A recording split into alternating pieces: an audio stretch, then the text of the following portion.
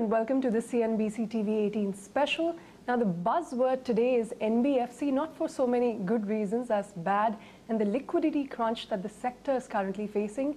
To understand that a lot more, what better person to speak with than the MD and CEO of Tata Capital, Mr. Rajiv Sabharwal. Mr. Sabharwal, thank you very much for giving us your time and joining us here on CNBC-TV18. Let me start by asking you about the current mess that we are in. When it comes to the NBFC sector, the crisis at IL&FS, how do you see that? You think, is that a warning signal to the financial markets, or do you think it's just a blip that we can perhaps get over soon? If you look back over the last few years, I think so the NBFC sector has played a big role in the growth. Whether you look at the rural markets, whether you look at two-wheelers, whether you look at consumer durables, whether you look at infra funding, I think so NBFCs have played a big role in the growth story of India in the last few years. And I think so as a sector, they will continue to play an important role in the future too. As far as this current incident is concerned, I feel that this is something which will pass. What is very important, and that is what the regulator also said, is this, that we need to look at how these companies are managing the ALMs and ensure that we have a better process of monitoring it. Okay. But speaking of that, recently in the monetary policy as well, that is exactly what the Deputy Governor alluded to, saying that, these ALM mismatches, we need to correct them. They're going to come out with some sort of guidelines. What are your expectations on that front? And do you also blame, some of the problems that the NBFC sector is facing on the lax, regulatory norms surrounding these companies? No, I think the guidelines have been very clear. RBI has been regularly mentioning that it's very important to ensure that the ALMs are kept in control. And also the fact that, any borrowing in the market is preceded by the rating of the company, and pricing obviously gets linked to that. What happens typically is that there is always a basket of liability options which an NBFC has, whether it is borrowing from banks, whether it is borrowing in the form of NCDs, which are public or private, or in the form of CPs, or masala bonds or ECBs. So every company has used a combination of these options. And as I understand, in any of the NBFCs, we have not seen a deterioration in the credit quality of the portfolio. So, while we have seen stock prices of some of the NBFCs coming down, but we have not seen portfolio quality being bad. So inherently, the assets which they have created continue to perform well. And if there is a mismatch, if anyone is facing on the liability side, I think so they will have to take a specific step which is more prudent for them to correct that, whether it is in the form of sale of a portfolio or replacing some of the short-term liabilities with long-term liabilities. But do you think there is a need for greater reliance on long-term funding rather than just short-term papers in this market? That is again something that at least RBI seems to think has been a problem. I think what matters is the nature of assets which you have created. I know of a lot of companies where a good portion of the assets are short-term assets. And so consequently, you can match them with short-term liabilities. But in case you have most of your assets which are long-term assets, and where the cash flows from those assets are also going to come over a longer period of time, and there is some back-ending there, then in that situation, relying on short-term funding may not be the most prudent option. But so what do you make of the recent measures? For instance, the NHP has increased the refinancing limit, or banks like SBI are saying they're going to look for large loan portfolio buys from NBFCs. Are these going to be adequate measures? I think so. These are measures which will help, but there is a need for creating a long-term bond market also.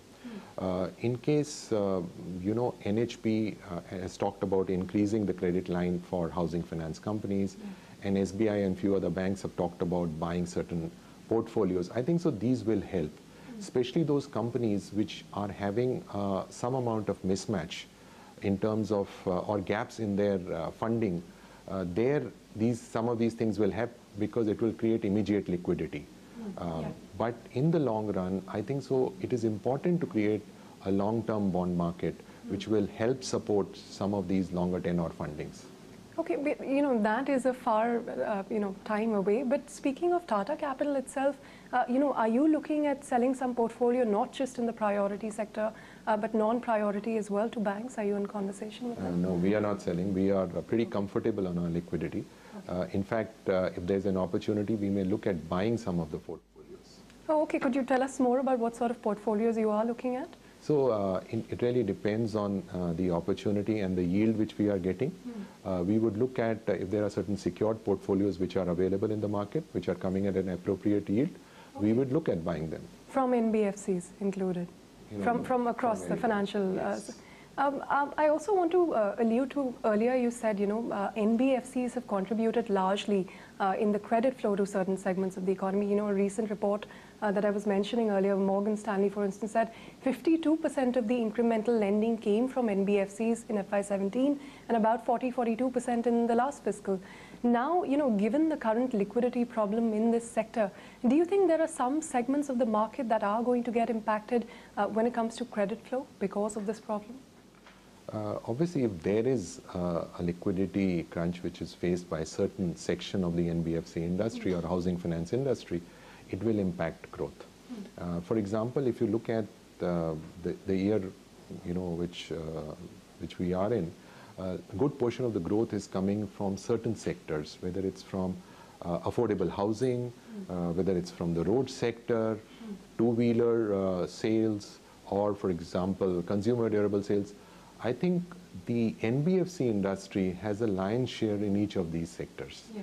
So in case there is a liquidity crunch, then while some companies may not face this problem, but if even half the companies face this problem, there could be an impact on credit growth. How do you read the current situation? You think now from here on with tighter regulations, etc. as well, is there room for consolidation, significant consolidation in the industry?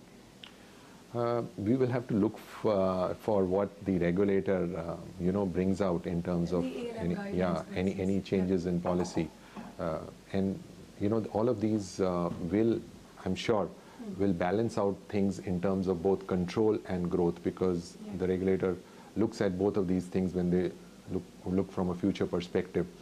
Very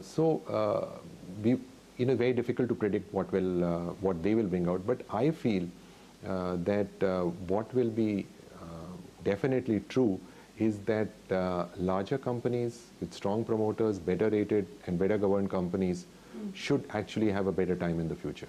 But are you at Tata Capital, for instance, looking at any acquisition opportunities? We are not looking at any acquisition opportunity at this point of time, but we always would consider if we find there is a good opportunity. But at this point of time, there is nothing of that nature.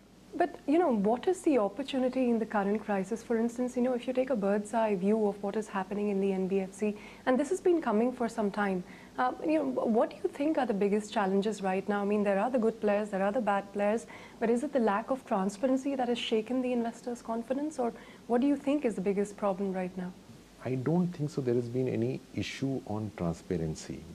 As far as I know, there has been a fair statement by all in terms of the quality of portfolio which they have created.